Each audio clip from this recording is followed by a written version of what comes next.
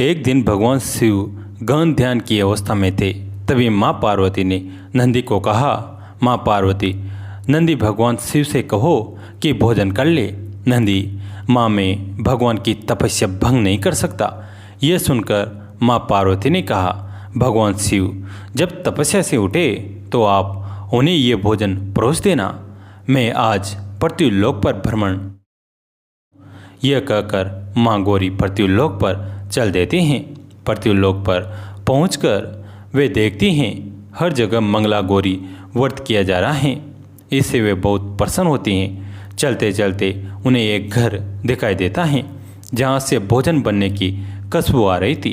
पार्वती जी उस घर में चली जाती हैं। वहाँ वे देखती हैं कि एक आदमी सो रहा है और उसकी पत्नी खाना बना रही है। पार्वती जी एक साध्वी का वेश बदलकर उसके पास जाती हैं। बेटी, तुम आज भोजन बना रही हो, क्या तुमने मंगला गौरी व्रत नहीं किया? माँ जी, आप कौन हैं और मुझसे क्यों पूछ रही हैं? बेटी, मैं तो यहाँ से गुजर रही थी, खाने की खुशबू से यहाँ आ गई। माँ जी, मैं मंगला गौरी का व्रत करती हूँ। ये भोजन मैं अपने पति के लिए बना रही हूँ, लेकिन इस गांव की सभी औरतें तो पूजा करने मंदिर गई हैं, तुम क्यों नहीं गई? मैं मन ही मन माँ पार्वती का ध्यान करके पूजा कर लेती हूँ, लेकिन तुम ऐसा क्यों करती हो?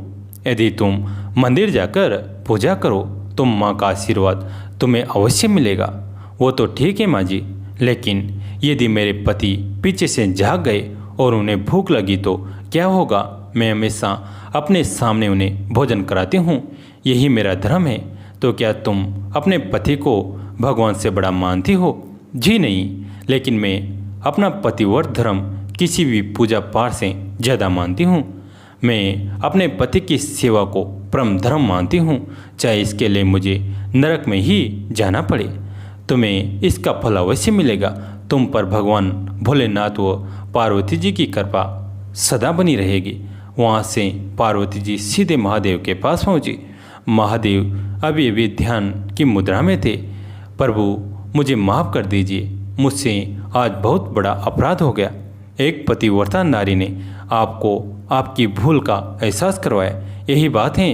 पार्वती जी रोने लगे। तब महादेव जी ने उन्हें समझाया, पार्वती, इस संसार पृथ्वीलोक पर लोग समाज और धर्म के नियमों से बंधे होते हैं, लेकिन तुम आदि शक्ति हो, तुम्हें मेरे साथ साथ इस पूरे संसार का ध्यान रखना है। इसलिए पृथ्वीलोक का नियम यहाँ नहीं चल सकता, इसलिए अपने आप को दोष मत दो। पार्वती जी बहुत खुश हुई। इसके बाद उन्होंने महादेव जी को भोजन कराया। मंगला गौरी व्रत की पावन कथा। एक समय की बात है, एक छोटे से गांव में एक साहूकार अपनी पत्नी के साथ निवास करता था। साहूकार धनवान था और उसके घर में किसी भी प्रकार की कोई कमी नहीं थी। फिर भी वह और उसकी पत्नी संतान न होने के कारण दुखी रहते थे। संतान की कमी उन्हें हमेशा कचोटती रहती थी। एक दिन की बात है, उस साहूकार के घर में साधु आए।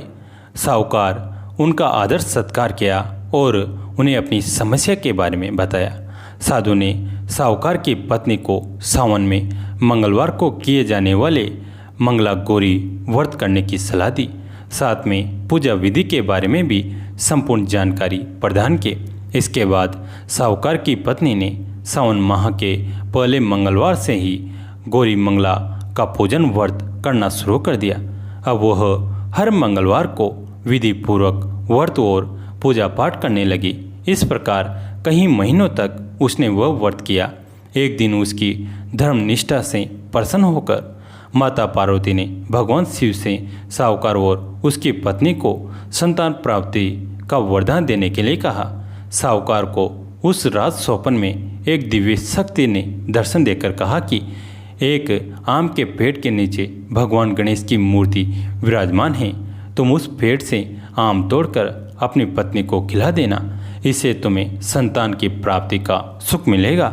साहूकार ने अगले दिन सुबह उठकर अपनी पत्नी को इस सपने के बारे में बताया और वह उस आम के पेड़ को ढूंढने निकल पड़ा। काफ़ी समय तक ढूंढने के बाद आखिरकार साहूकार को वह आम का पेड़ मिल गया जहाँ भगवान गणेश जी की मूर्ति विराजमान थी। उसने आम तोड़ने के लिए उस पेड़ पर पत्थर मारना शुरू कर दिया। पत्थर फेंकने से एक आम तो टूटकर नीचे गिर गया, लेकिन गलती से एक पत्थर जाकर भगवान गणेश जी की प्रतिमा को लग गया। इससे भगवान गणेश क्रोधित हो गए और उन्होंने प्रकट होकर उस साहूकार को श्राप देते हुए कहा कि हे स्वार्थी मनुष्य, तूने अपने स्वार्थ के कारण मुझे चोट पहुंचाई है।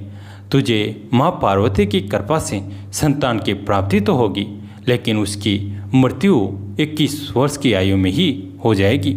यह सुनकर साहूकार बहुत घबरा गया और वो वापस घर चला गया। उसने वो फल अपनी पत्नी को खिला दिया और किसी को भी इस घटना के बारे में नहीं बताया। कुछ समय पश्चात भगवान शिव और माता पार्वती के आशीर्वाद से साहूकार और उसकी पत्नी को पुत्र की प्राप्ति हुई। इससे उन दोनों के जीवन में खुशी का ठिकाना न रहा, लेकिन साथ ही साहूकार इस बात से भी चिंतित था कि उसका पुत्र अल्पायु होगा।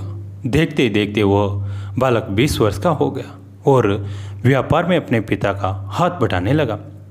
एक दिन घर लौटते समय साहूकार पेड़ की छांव में तालाब किनारे बैठकर अपने पुत्र के साथ भोजन करने लगा।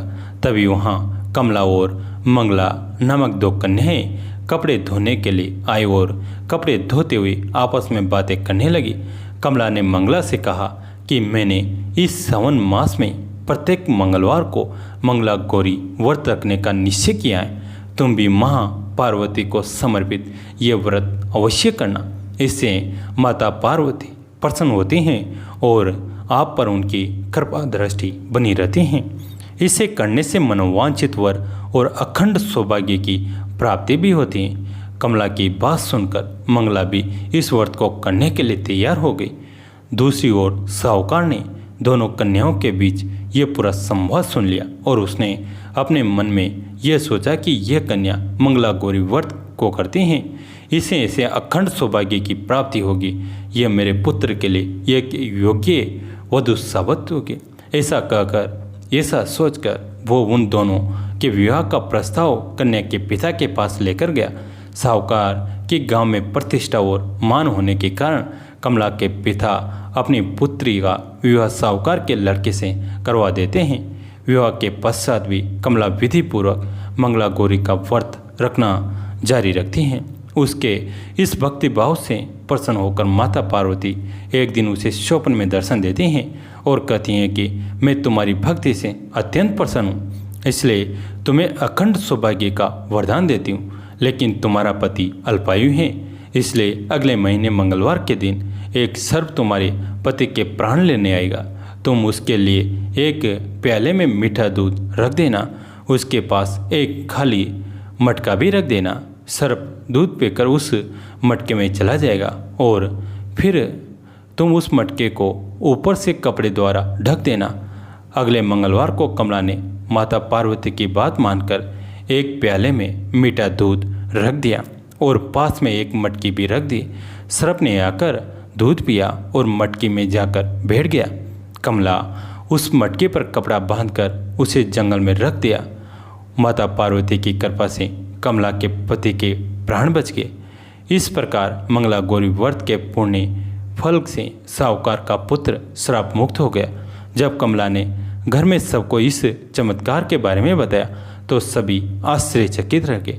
इसके बाद साहूकार और उसके पति ने अपने पुत्र और पुत्रवधू को आशीर्वाद दिया और पूरा परिवार सुखपूर्वक जीवन व्यतीत करने लगा। बोलिए माता पार्वती मैया की जय हो। दोस्तों, कैसी लगी ये कहानी कमेंट में ज़रूर बताएं। इस कहानी को अपने दोस्तों और फैमिली के साथ शेयर जरूर करें। मित्रों, अगर आपको ऐसी धार्मिक कहानियाँ सुनना पसंद है तो हमारे चैनल को सब्सक्राइब जरूर कीजिएगा। धन्यवाद।